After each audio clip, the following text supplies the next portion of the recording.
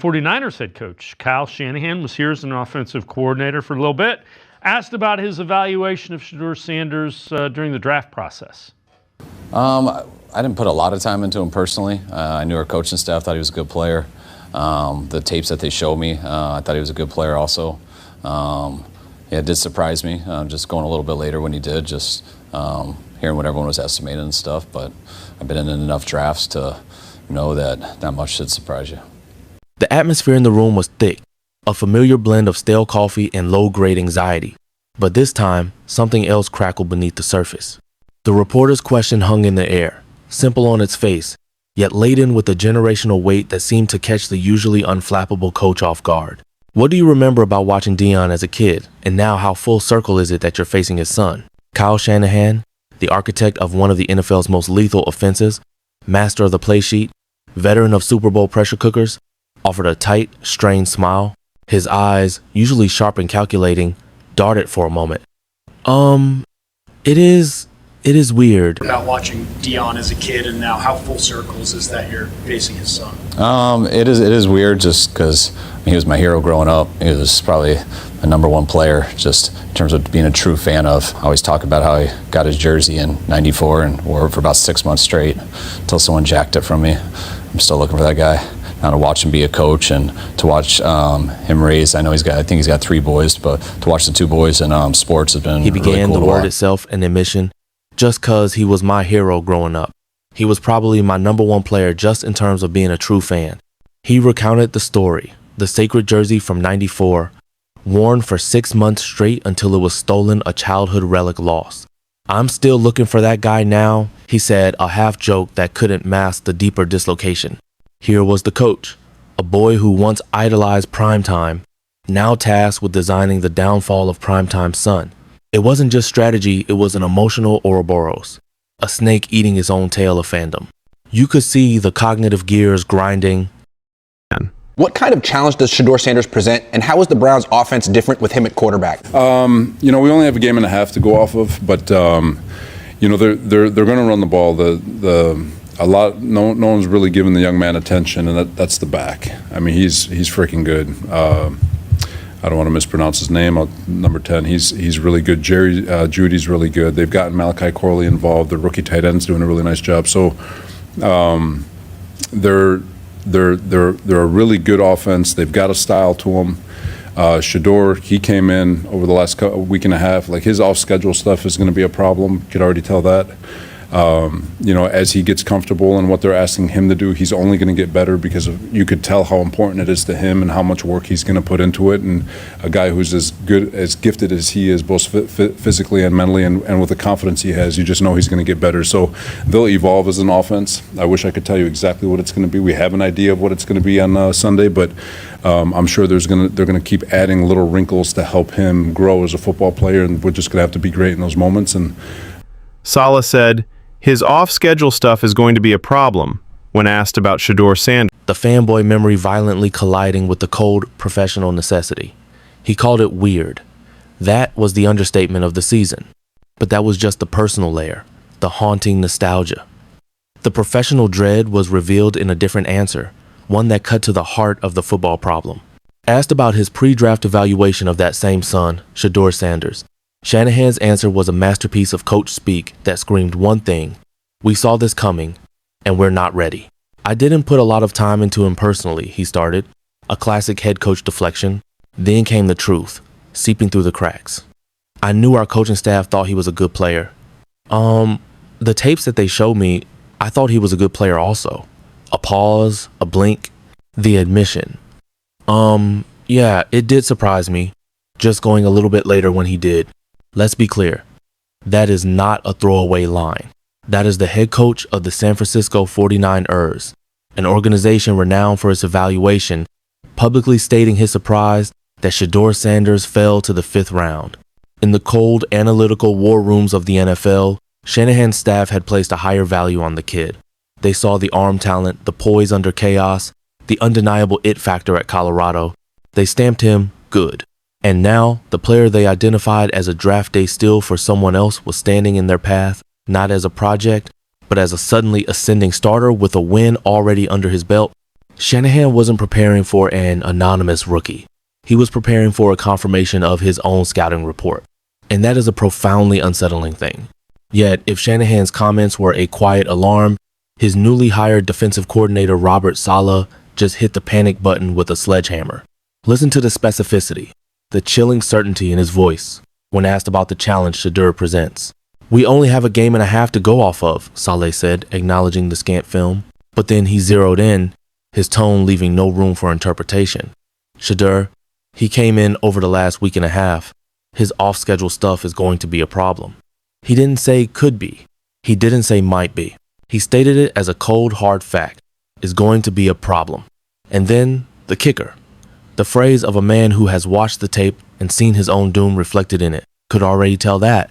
A defensive coordinator's job is to project confidence, to sell solutions.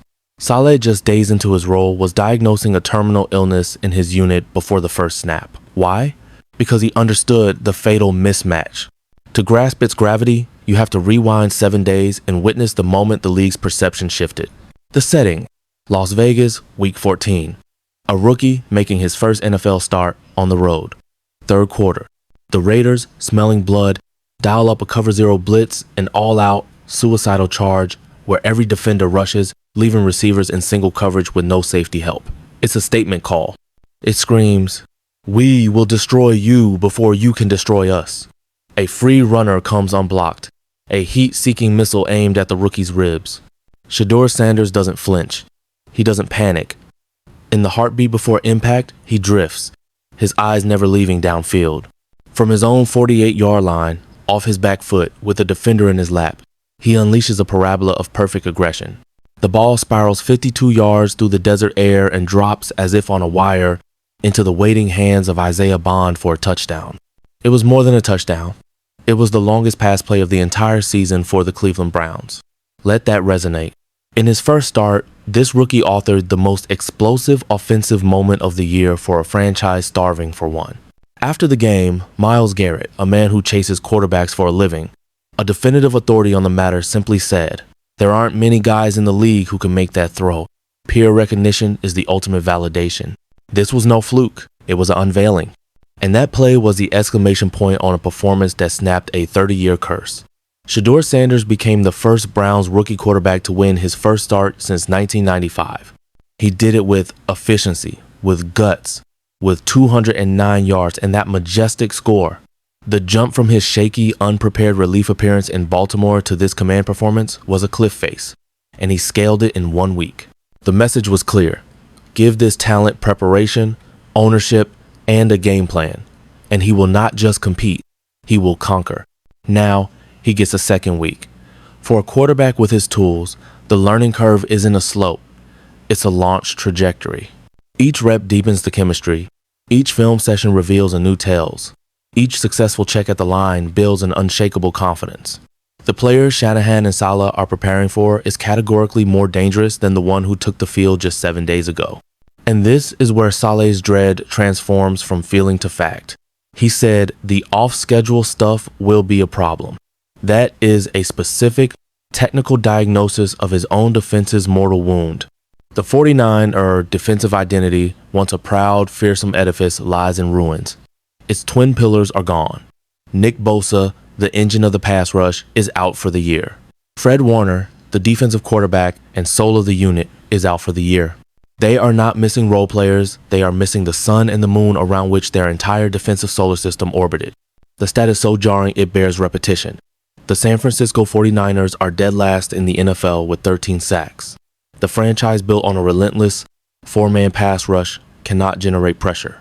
When your front four is neutralized, you are forced to blitz to create chaos. But blitzing leaves you exposed.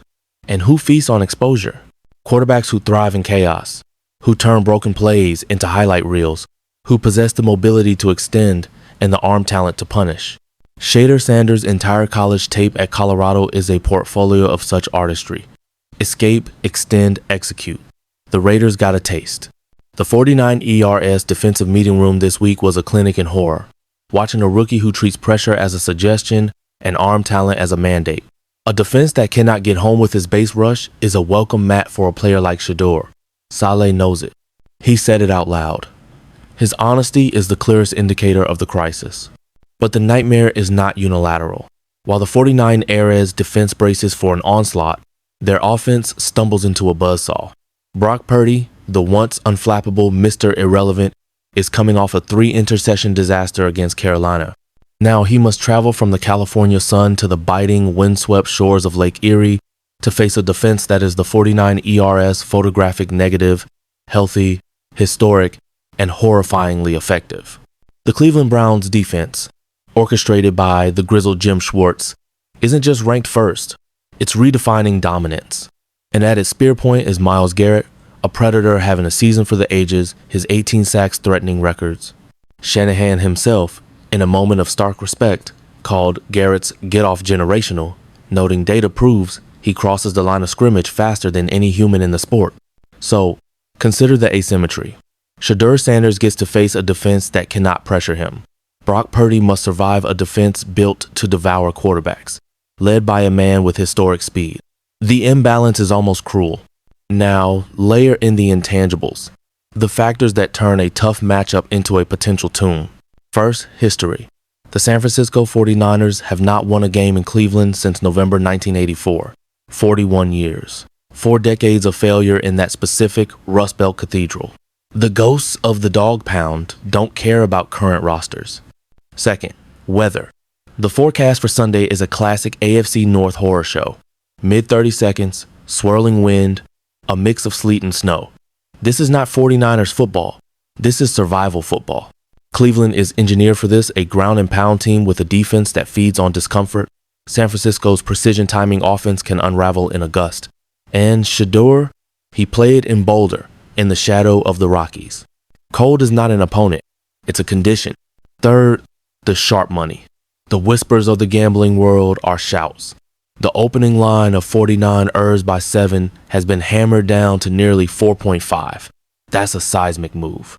The professional bettors, the sharps who move markets, are flooding the zone on Cleveland. They see the mismatch. They smell the blood in the water. The Browns, for what it's worth, are a perfect 4-0 against the spread at home. The smart money knows. Fourth, the coaching phantom. Kyle Shanahan, for all his offensive genius, carries a specific personal ghost. Against defenses coordinated by Jim Schwartz, his record is a staggering 1-8. 1 win in 9 attempts. Schwartz's wide 9 attack-first scheme has consistently found a way to disrupt Shanahan's rhythm, to hurry his quarterbacks, to force mistakes. It is a schematic hex. And with Purdy already reeling, that hex has never felt more potent. Amidst this maelstrom of pressure, history, and strategy, the calmest man in Ohio might be the rookie at the eye of the storm. Asked about his comfort level, Shadeur Sanders gave an answer that reveals the core of a killer. "I'm not comfortable at all in life," he said. "You've got to know how fast things happen or how long they take. It could be taken at any time. So, I'm never comfortable in the situation I'm in." This is not the sound of fear. It is the sound of focus forged in urgency. It's the mindset of a player who plays with everything to prove and nothing to lose. It is the most dangerous mentality an opponent can face. So, connect the dots into the full, terrifying picture Kyle Shanahan sees from his office. He must out-scheme the son of his childhood idol, a quarterback his own organization valued highly, who is growing in confidence by the hour. His defense, stripped to its bones, is perfectly designed to be eviscerated by that quarterback's unique skill set, a fact his defensive coordinator has publicly surrendered to. His own quarterback is faltering and must walk into the teeth of the NFL's best defense in Arctic conditions, on cursed ground, against a defensive coordinator who lives in his head. And waiting for him, on the other side, is a young arm with a legacy to build, a point to prove, and a perfect storm at his back. Kyle Shanahan's nervous press conference wasn't a moment of weakness. It was a moment of clarity.